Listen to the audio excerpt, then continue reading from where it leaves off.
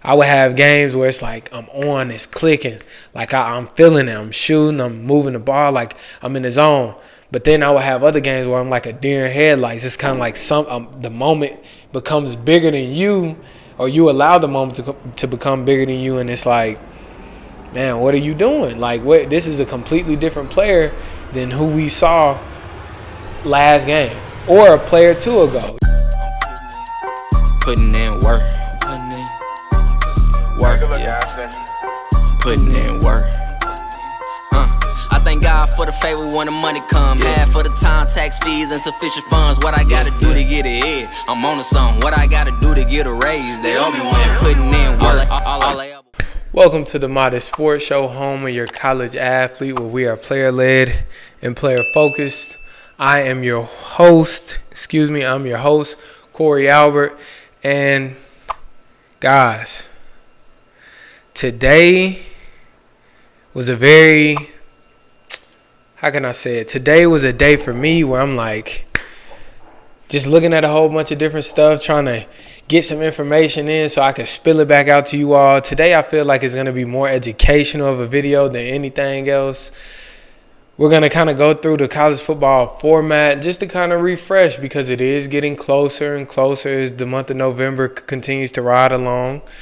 And before we know it, it's going to be time for playoffs in the sport that we so dearly love. So tonight we're going to visit the playoff format, kind of learn and review that. Aside from that, we're going to look at the first reveal of the college football playoff rankings dropped yesterday. And so I want to take a look at that and kind of give some of my thoughts on 1 through 12. Not going to do the whole 25 or 20, whatever it is. That would take entirely too long. But I do want to take a look, like I said, at those 1 through 12 spots, kind of give you my thoughts on those who were selected and the rankings of those, and kind of what their seasons have to look forward to as we wind down in November. And I guess we'll just take a snapshot of what's to come. So with that being said, let's dive right into this thing. So for starters, I want to discuss playoff format rules, okay? And like I said, this is going to be educational for you because you're watching it. But aside from that, this was very educational for me today. I went back, I looked at the collegefootballplayoff.com, kind of went through the bullet points of what each round will entail, what the rule and policies are for the college football playoffs in this first year in the 12-team format. And so, let me disseminate the information that I learned today. And I kind of dumbed it down because a lot of the language used in the official regulation statement is it's a little wordy, but like I said, took my time kind of breaking stuff down, grabbing a better understanding just so I can give it to you a little bit more in layman's term. So with that being said, top 4 seeds of the college football playoffs are going to be conference champions. Now, that's fairly simple. Each of those 4 seed teams will receive a first round bye. Now, it gets a little tricky here. The 5th conference champion will be seeded based on its ranking, right? So, given that the new college football format at large is now a Power 4 versus a Power 5, what it used to be last year and years ago, us having the Pac-12, the ACC, the SEC, the Big 10, and the Big 12. Well, the Pac-12 has somewhat disassociated, right, with teams going to different conferences like Oregon, USC, Washington going to the Big 10, Colorado, Arizona State, Arizona going to the Big 12. So the Pac-12 dissolved, essentially. So the 5th conference champion, right, and the Pac-12 still does exist with Oregon State and Washington State, but I don't quite think that the college football world really recognizes it as a conference still, because we do say Power 4 now. So that 5th conference champion will more than likely come from a Group of 5 school. Now, That being the Mountain West, the CUSA, the Sun Belt, the MAC, and I'm forgetting, and the American Conference. So one of those will be the fifth conference champion that will be seeded in the college football 12-team playoff. As it states, as we stand today, Boise State is probably going to be that team, which we'll get into later on in the episode. So, if said fifth conference champion team is ranked inside the top 12, it keeps its original ranking. So whatever the selection committee ranks it within, if it's already in the top 12, it will keep that ranking, okay? If the team is ranked outside of the top 12, it will automatically be placed at 12. So, for instance, in the first college football playoff ranking, Boise State is exactly at 12.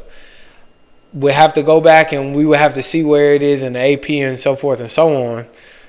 But right now, as it stands today, Boise State is sitting right at 12. So, I think the actual first reveal was spot on and kind of giving you an idea of what it will potentially look like as we move into December. Now, teams ranked inside top 4 that didn't win their conference will be reduced to the 5th spot and beneath. So 5 through 12, those at-large spots, okay? So, again, this is one of those things that the playoff ranking that we get on the last week of college football could look significantly different than the actual ranking that the selection committee decides on to play in certain games and certain spots. Moving forward, higher seeds, or the 8 teams seeded 5 through 12, 8 teams seeded 5 through 12 will play in the first round, right? We already discussed those first 4 teams will have bye weeks in the first round. Higher seeds host lower seeds on campus or at other sites designated by the higher seeded institution.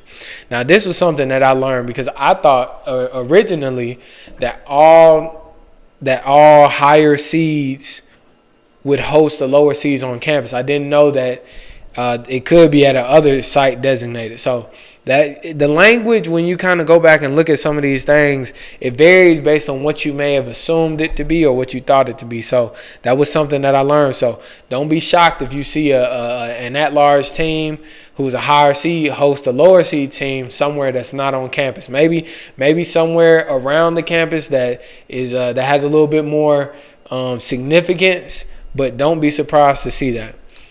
Conference champs will play quarterfinals playoff games at locations that have historical meanings to their respective conferences.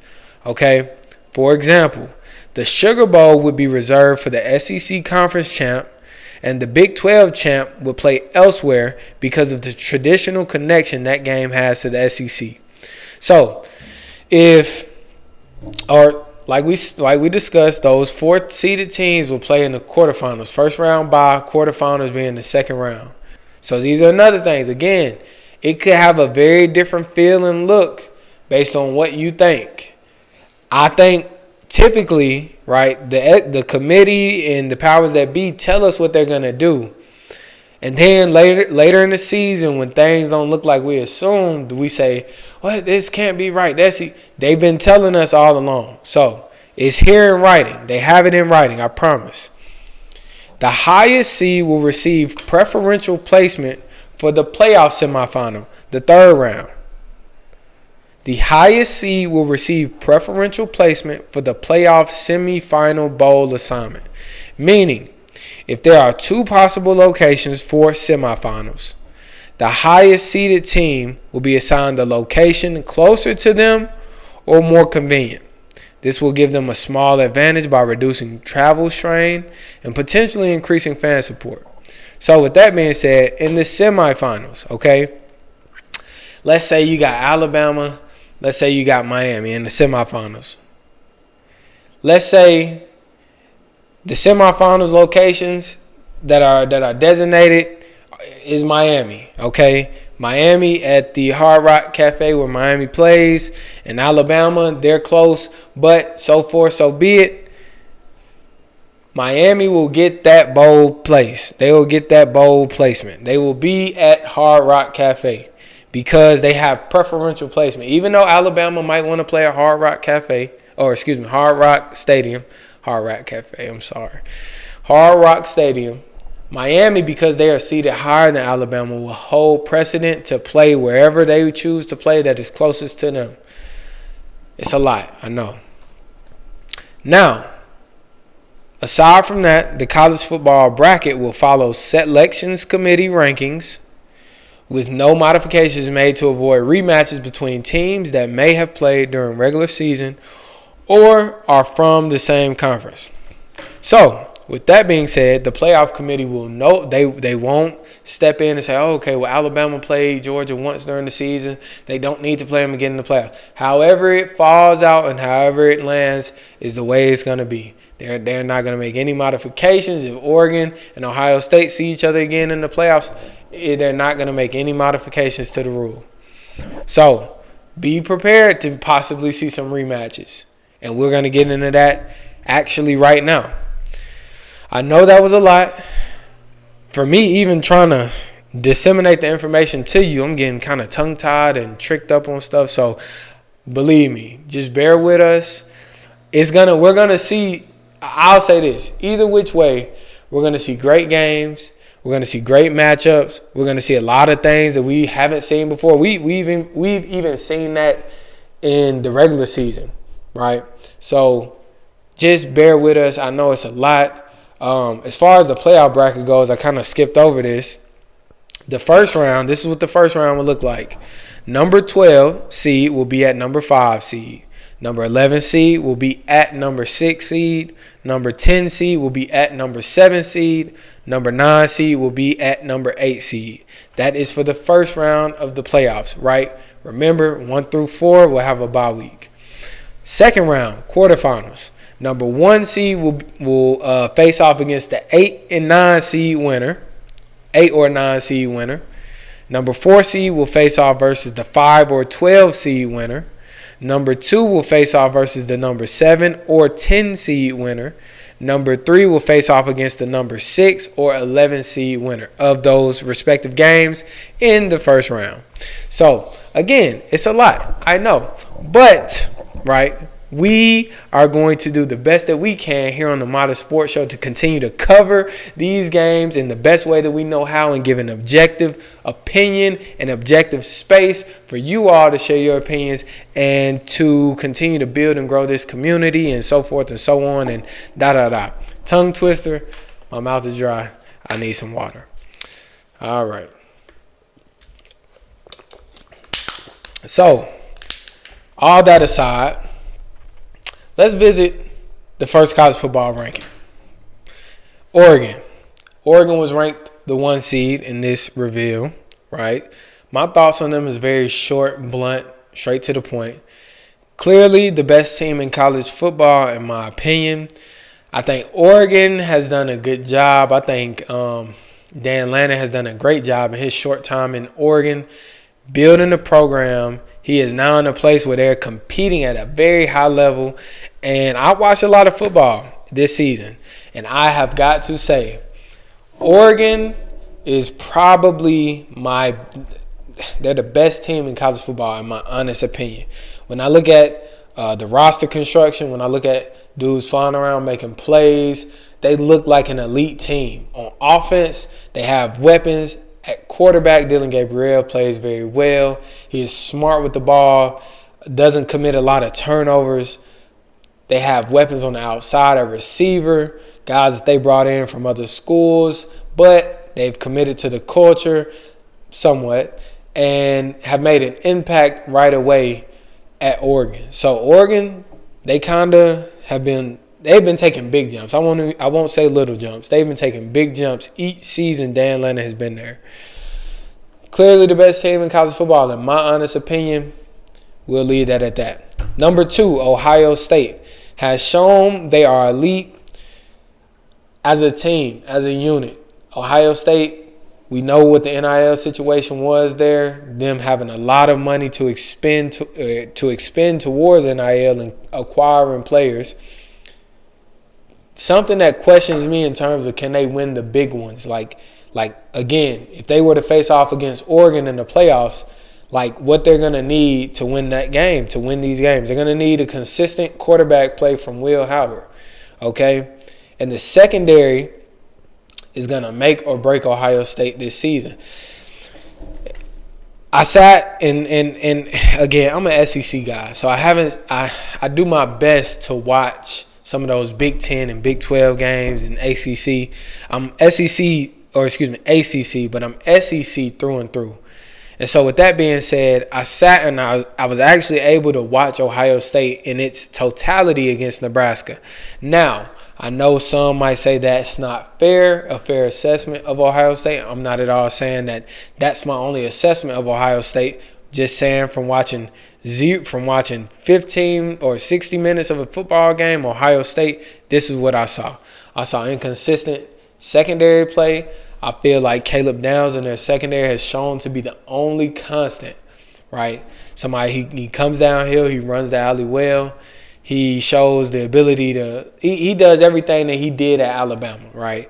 Guy's a very bright young player and definitely will be playing on Sundays.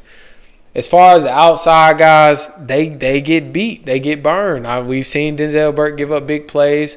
Cannot think of the other corner to the other side, but we've seen that secondary kind of suffer this season. And so when it comes to an explosive offense like a Oregon, like a LSU, just throwing teams out there, these guys are like a Miami, teams who can stretch the field vertically, horizontally, and can score quick, is going to put a lot of stress and strain on Ohio State's defense. So, like I said, I have those two things at play when I'm thinking about Ohio State's long-term success. Can the quarterback play match the level of the team as well as its secondary? Moving on to Georgia. Number 3. Similar to Ohio State, the quarterback play has been completely too inconsistent. Beck has 11 interceptions on the season, 8 in his last 3 games. Carson Beck is someone who I say and I do, because we are player-led and player-focused here on the Modern Sports Show, I do my best to give guys grace because I know, like, as an athlete, when you're in that zone, you're unstoppable. But when you're in a slump, sometimes it's just like, man, it's hard to knock. It takes some weeks. It takes some time to get back in the groove of what you can potentially be and do. And so I try to give guys grace. I will say Beck has not quite looked how he's needed to look over the course of this season. I think Beck has all the right things to be a great quarterback. Has size, has an arm, can make throws and windows. He's shown the ability to be able to do it. He just hasn't shown it consistently. I look at Beck sometimes, and he almost reminds me of myself when I used to play basketball in high school, right? I would have games where it's like I'm on, it's clicking. Like I'm feeling it. I'm shooting, I'm moving the ball, like I'm in the zone. But then I would have other games where I'm like a deer in headlights. It's kind of like the moment becomes bigger than you, or you allow the moment to become bigger than you, and it's like, man, what are you doing? Like, this is a completely different player than who we saw last game or a player or two ago. You know what I mean? So Beck, I really think he holds the keys to that team's success. I'll say also that Georgia's perimeter guys, they haven't wowed me over the course of the season.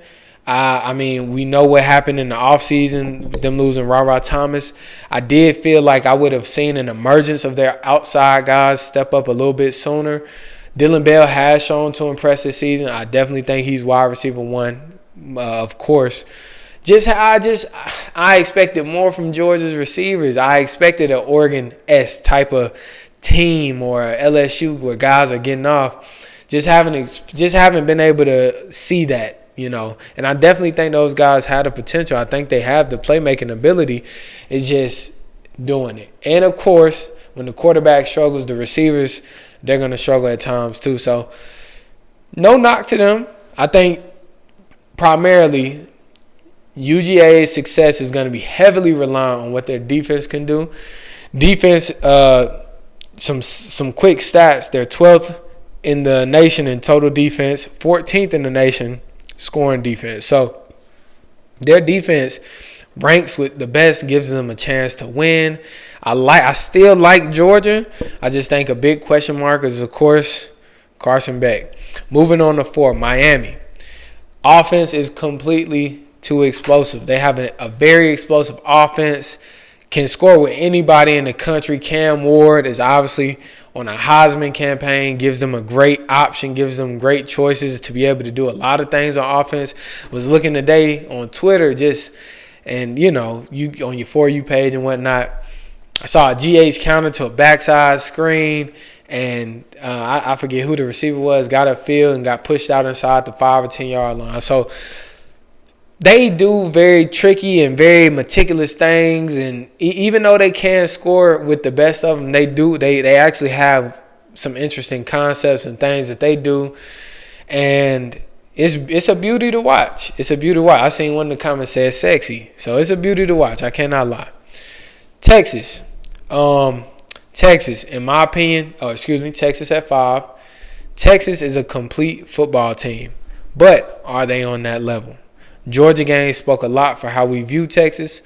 Another big test at home versus Florida, who looked very good against Georgia this past week. They looked very good against Georgia this past week. Does Texas have what it takes to win at the highest level, right? We know that Texas has what it takes to compete at the highest level. Do they have what it takes to win, though? Texas against Georgia at home looked like of course, given the game situations that Texas found themselves in, like we've stated here on the Modern Sports Show, many other talking heads have stated, Texas's defense played exceptionally well in that game against Georgia, given the situations that they found themselves in. However, the Georgia game still went as an L in their win-loss column.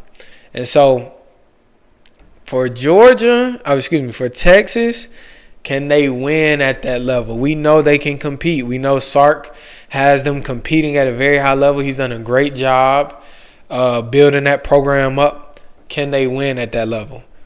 Big test against Florida.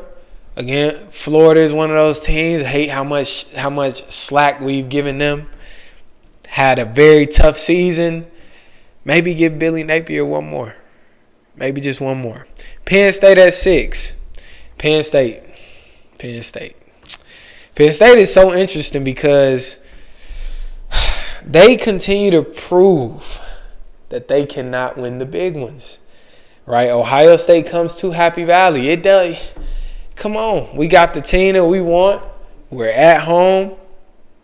Now, I must say, with Penn State, I've been very overwhelmed over the past few seasons. I think Penn State has underwhelmed a lot of good people, a lot of its fans, and a lot of people in the sport.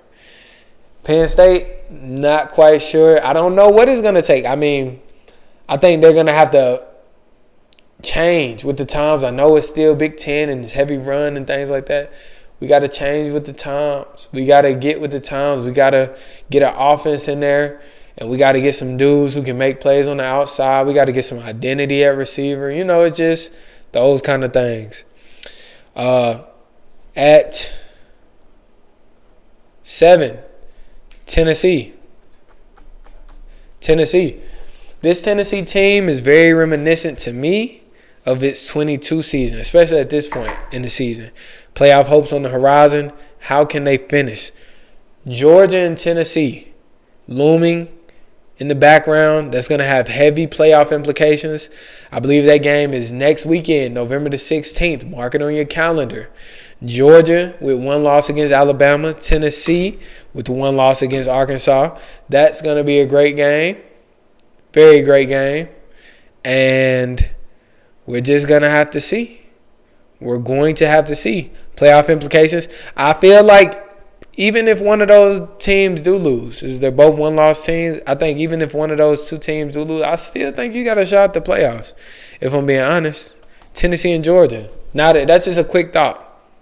I believe the loser of that game still has a shot at the playoffs. Indiana at 8.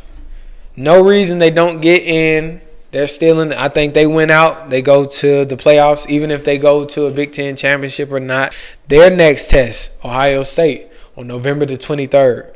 Be on the lookout for that. That's going to be a great game. I think how Indiana plays Ohio State in that game will prove to some, right, even if they lose, but it's going to prove like how, because they haven't had a tough strength of schedule, how serious is that Indiana team, right? Like undefeated, probably will be undefeated going into that game on November the 3rd, but how serious is Indiana this season, right? Like how serious are they? And I like the fact that Joel Klatt even brought up the point that with this Indiana team, if they were anybody else, if it was another team on that side, on the side of the helmet, they'd probably be getting a lot more notoriety and attention than they're getting right now. But because it's Indiana, we gotta see. We have got to see. BYU at 11. I looked at their schedule, some upcoming games they have. I don't see them losing. Biggest challenge for BYU looks like it's going to be the conference championship. And whoever they get in that game, right? The Big 12 is still a toss-up, especially at this point in the season. It's a 4 or 5 way tie in the Big 12. Colorado has a chance, BYU, Iowa State. Who is my other team? Kansas State, even though Kansas State just lost to Houston. But we got to see how it continues to play out. We got to see. We have got to see. This thing is going to be interesting.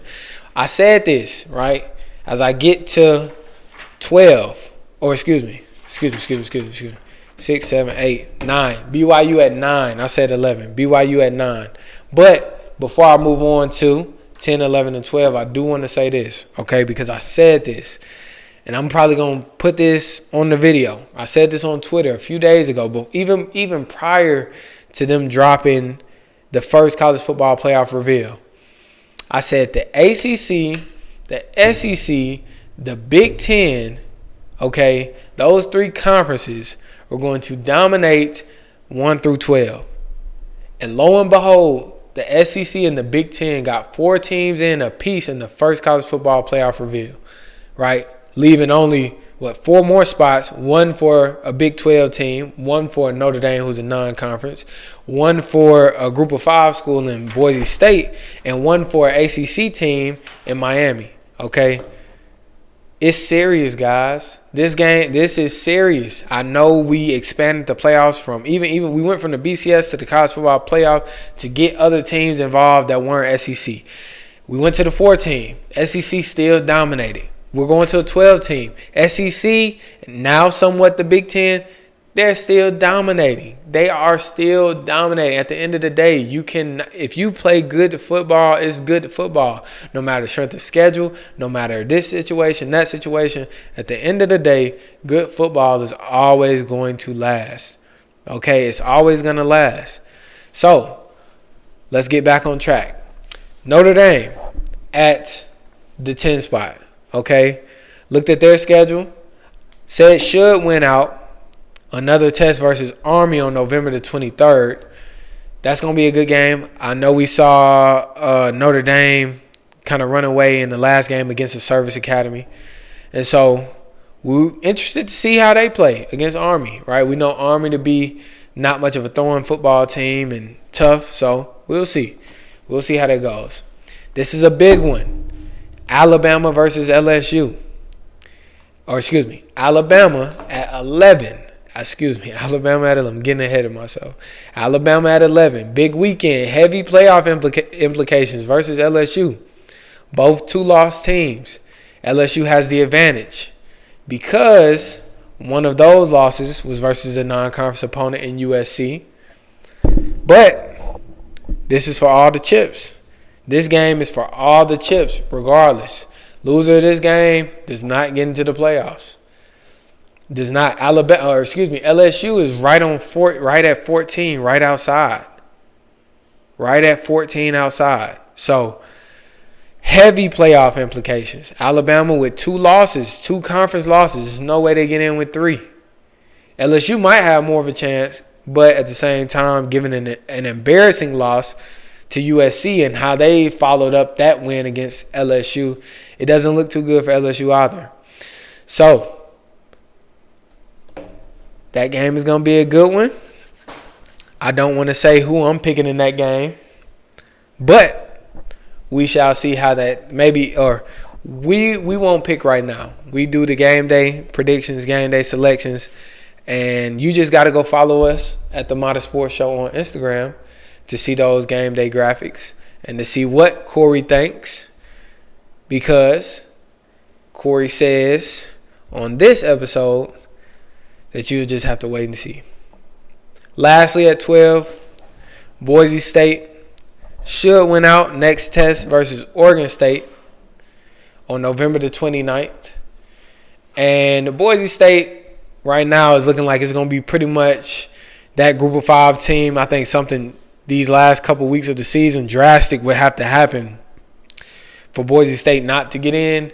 But at this rate for Boise State, all they have to do is continue to feed Ashton Jeanty the ball, the Heisman campaign candidate leader right now.